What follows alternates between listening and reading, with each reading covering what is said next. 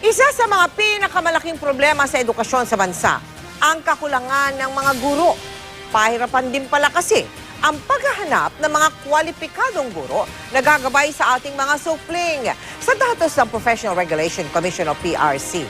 Alam niyo bang sa mga kumukuha ng lisensya para maging guro, niwala pa sa 50% ang pumapasa sa nakalipas na 9 na taon.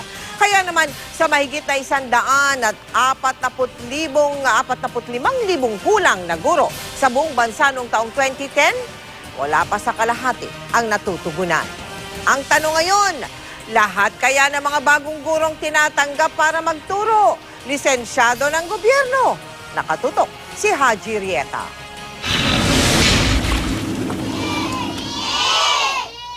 Taon 2009 nang maitampok sa kauna-unahang serye ng Biyaheng Totoo ang batang teacher na ito. Second year high school lang at voluntaryo nagtuturo sa isang grupo ng mga grade 1 sa bayan ng Dato Odin Sinsuat sa Maguindanao. 10 palaka. Mahigit 3 taon nang lumipas pero ang problema ng Maguindanao noon, problema pa rin ngayon. Talagang mahirap. Pakarami po ng estudyante natin, kulang po ang teacher natin. Sa buong bansa, dito sa Autonomous Region in Muslim Mindanao o ARMM, may pinakamalaking kakulangan sa mga gurong nagtuturo sa elementarya. Bawat isang teacher, umaabot sa 50 na mga estudyante ang hawak niya sa isang klase. Nakasaad sa Philippine Teachers Professionalization Act of 1994 na tanging man nakapasa sa Licensure Examination for Teachers o LET at rehistrado sa PRC lamang ang pwedeng magturo sa elementarya at high school.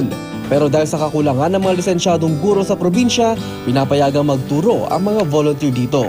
Sa 103 guro na nagtuturo sa 15 paaralan sa Kabuntalan halimbawa, 37 sa kanila ay mga volunteer. Gaya ni Teacher Normina, nagtapos sa kursong education pero walang lisensya sa pagtuturo.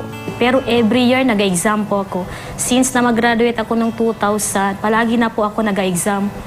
2 years lang po ako hindi nag-exam, yung 2000 at saka 2003.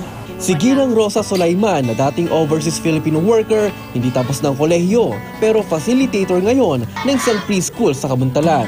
Financial problem kaya po hindi na ako nakapatuloy ng college. Hindi pa ako nakagraduate. Undergrad po ako.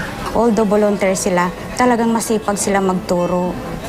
Kung ano ang ginagawa ng permanent natin, ganun din sila. Dahil sa kakulangan, maging ang mga lisensyadong guro na pipilitang magturo ng mga subject na nabasa sa kanilang pinag-aralan. Si Teacher Jo Marie halimbawa, nag-major ng Technology and Livelihood Education pero ang tinuturo niya ngayon, Values Education. Kung tele, syempre kumbaga, may aaralin ka rin pero at least kahit papaano, nagawa mo na yun eh. Sa pinakahuling tala ng Department of Education o DepEd, kulang ng mahigit 145,000 mga guro ang mga pampublikong paaralan sa bansa. Pero malapit na raw matugunan ang problemang ito. Budget sa pagkuha ng mga guro, sapat lamang para sa 10,000 hanggang 13,000, 16,000, bago po niyan mas mababa pa. Ngayon, 61,510 teachers. Nitong Enero, halos 35,000 mga guro ang kinuha ng DepEd na mga bagong guro. At bago raw matapos ang taong ito, madadagdagan pa ito ng mahigit 60,000 mga bagong guro. Hindi pa raw kasali dito ang hindi lalagpas sa 45,000 mga guro na kukunin ng mga lokal na pamahalaan. Pero tila may isa pang namumuong bagong problema. Marami sa mga guro sa buong bansa malapit nang magretiro. Noong 2009, 3 kada 10 guro sa elementarya at 2 naman kada 10 nagtuturo sa high school, nasa pagitan ng 50 hanggang 59 na taong gulang. Haji Rieta, Nakatutok, 24 Oras.